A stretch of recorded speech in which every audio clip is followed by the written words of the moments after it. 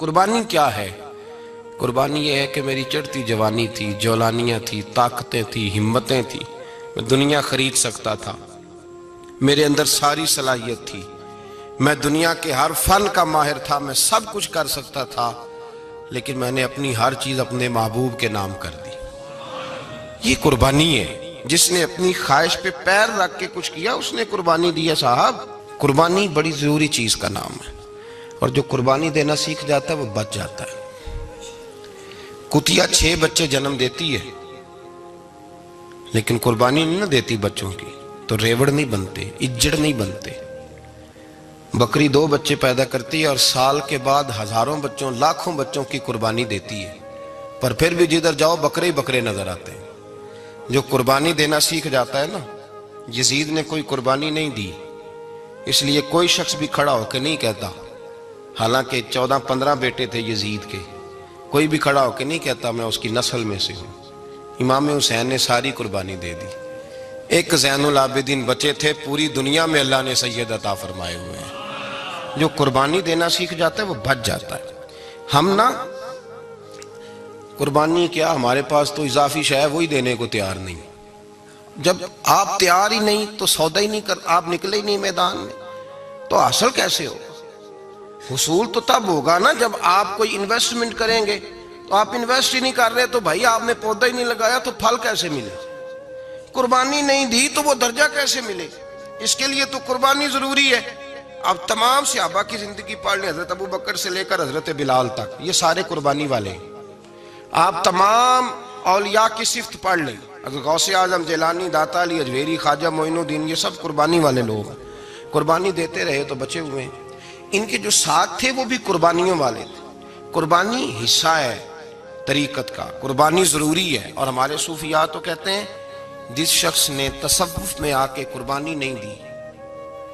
بزرگوں کے پاس ایک شخص آیا، غالباً خواجہ نظام الدین محبوب الہی کی بات ہے، میرے ذہن میں نام پورا نہیں سما رہا، تو ایک مرید نے آ کے کہا حضور زکوٰۃ کتنی دینی ہے؟ فرمایا 2.5%۔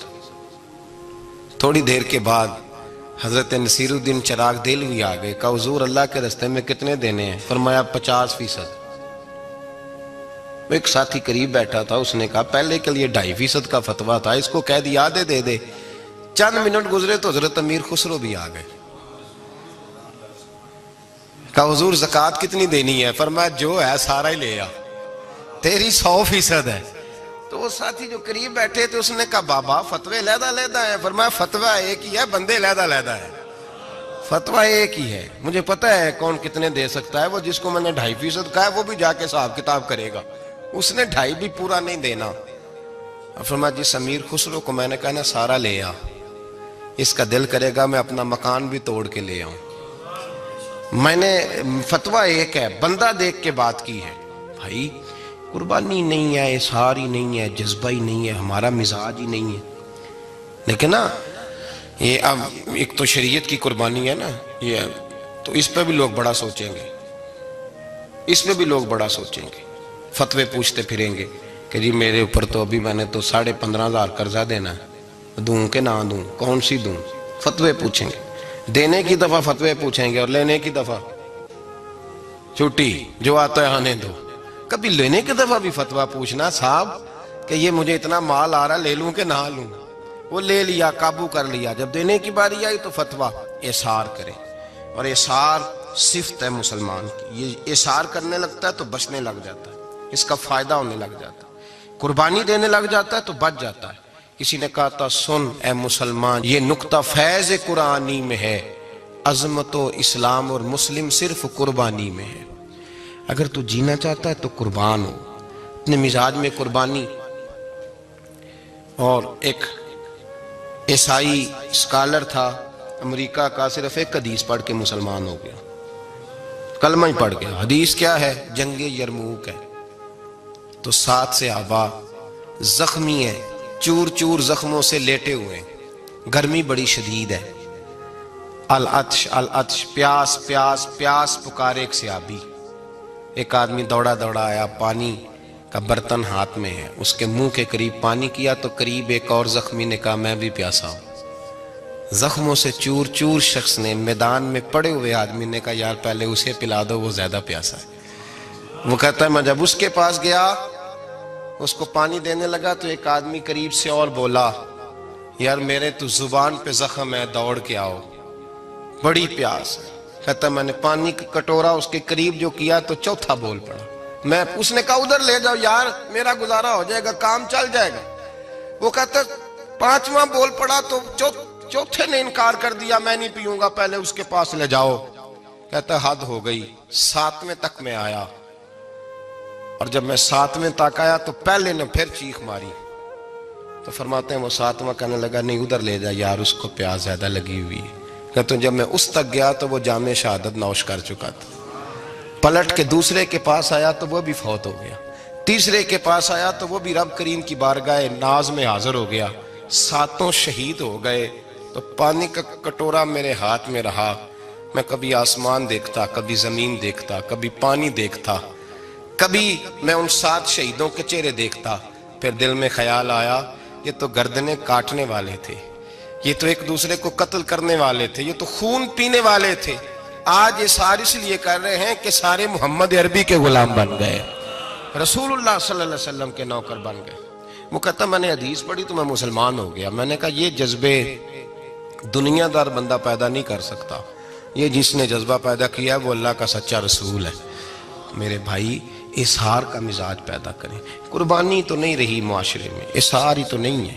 جب مکے والے مدینے آئے انصار مدینہ تو میرے مصطفیٰ کریم نے فرمایا نہ تمہاری نسلیں ایک ہیں نہ قبیلے ایک ہیں، لیکن تمہارا نبی ایک ہے، تمہارا رسول ایک، خدا ایک، کتاب ایک، تمہارا میری وجہ سے رشتہ ہے۔ چلو اپنے بھائیوں کے ساتھ اظہار کرو، چلو اظہار کرو۔ اگر کسی کے 2 مکان تھے تو اس نے ایک اس کو دے دیا جو مکے سے آیا تھا، 2 باغ تھے تو ایک دے دیا، کسی کے پاس ایک تھا تو آدھا بانٹ کے دے دیا، ہر چیز تقسیم کر دی۔ حالات بدل جاتے ہیں، حالات بدل جاتے ہیں۔ تلک الایام نداولها بین الناس، اللہ لوگوں کے درمیان دن بدل دیتا ہے، حالات بدل گئے۔ بڑا مال غنیمت آیا، بنو نزیر کا علاقہ فتح ہوا تو میرے رسول پاک صلی اللہ تعالی علیہ وسلم نے انصار مدینہ کو اکٹھا کیا، فرمایا بھئی مال اب بڑا آ گیا ہے۔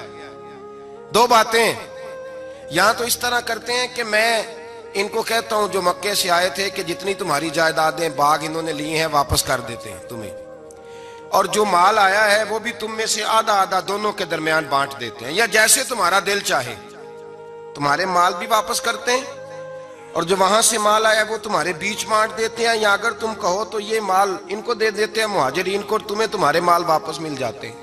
حضور نے پوچھا انصار مدینہ سے، حضرت سعد بن معاذ، سعد بن عبادہ تڑپ کے کھڑے ہوئے، عرض کی محبوبہ میں تو ابو بکر کو جانتا ہی نہیں تھا، حضور مجھے کیا پتا عمر کون ہے، میں کیا جانوں عثمان غنی مولا علی کی عظمتوں کو، محبوبہ میں نے تو تجھے ان کی طرف مسکرا کے دیکھتے ہوئے دیکھا ہے، تیرا جلوہ دیکھا ہے، تجھ سے در در سے سگ سگ سے ہے مجھ کو نسبت، یا رسول اللہ صلی اللہ علیہ وسلم ہم سے مشورہ نہ کریں، آپ اس طرح کریں جو جائیدادیں ہم نے انہیں دی ہیں وہ بھی ان کے پاس رہنے دیں، اور جو مال آیا ہے وہ بھی ان میں تقسیم کر دیں، اس لیے کہ ہمیں تو بس اتنا پتا ہے کہ یہ آپ کے غلام ہیں، آپ کے نوکر ہیں، ہمیں اس سے زیادہ کسی چیز کے کوئی غرض، بس آپ کے غلام ہے، بات ختم ہو گئی۔ حضور خاموش ہو گئے۔ صحابہ کہتے ہیں دیر کے بعد ہم نے کہا فیصلہ ہونا چاہیے، فیصلہ پتہ کیا ہوا؟ حضور نے ہاتھ اٹھائے، کہا اے اللہ میرے مدینے والوں پہ رحم فرما، اے اللہ میرے انصار پہ رحم فرما، اللہ ان کے جذبے قبول فرما۔ بھائی اظہار والی زندگی، وہ کیا بات ہوئی کہ میں نے بڑی قربانی دی ہے، اور جب تک تو قربانی نہیں دیتا تو قدر والا نہیں ہوتا۔ جو چیز قربانی سے حاصل ہوتی ہے اس کی قدر ہوتی ہے، جو چیز مفت میں آ جاتی ہے اس کی کوئی قدر نہیں ہوتی، کوئی قدر نہیں۔ میں اکثر سوچتا ہوں کہ حضرت خواجہ اجمیری کے خلیفے اجمیر میں بھی تو ہونے چاہیے تھے نا، لیکن ان کے خلیفے اجمیر میں نہیں ہوئے، دلی میں ہوئے۔ تو میں سوچتا ہوں دلی والوں کے خلیفے دلی میں ہونے چاہیے، لیکن دلی میں نہیں ہوئے، پاک پتن میں ہوئے، تو پاک پتن والوں کے یہاں ہو جاتے۔ وہ اس لیے کہ قربانی جو دیتا ہے نا، جو دور سے چل کے آتا ہے وہ قربانی کرتا ہے، قربانی دیتا ہے، اس کو قدر زیادہ ہوتی ہے۔ حضور صلی اللہ علیہ وسلم کے پاس ایک مہمان آ گئے رات کے وقت میں. جب وہ آئے تو حضور نے پوچھا کھانا کھانا ہے؟ تم نے کہا کھانا ہے. جھوٹ اور بھوک کو جمع کرنا منع ہے. کہا جی کھانا ہے. تو حضور صلی اللہ علیہ وسلم نے فرمایا ازواج مطہرات کے گھروں میں پتہ کرو کچھ ہے. حضرت ام سلمہ کے گھر میں پتہ کیا تو کہا یا رسول اللہ 4 دن سے روٹی نہیں پکی. حضرت زینب سے پوچھا تو کہا حضور کئی دن سے چولہا ہی نہیں جلایا. حضرت عائشہ صدیقہ، حضرت میمونہ، حضرت سودا، تمام گھروں سے بظاہر یہ 2 جہاں کے شاہ ہیں پر پاس کچھ رکھتے نہیں. 2 جہاں کی نعمتیں ہیں ان کے خالی ہاتھ میں. ہر چیز ہے پر فقر اختیاری ہے.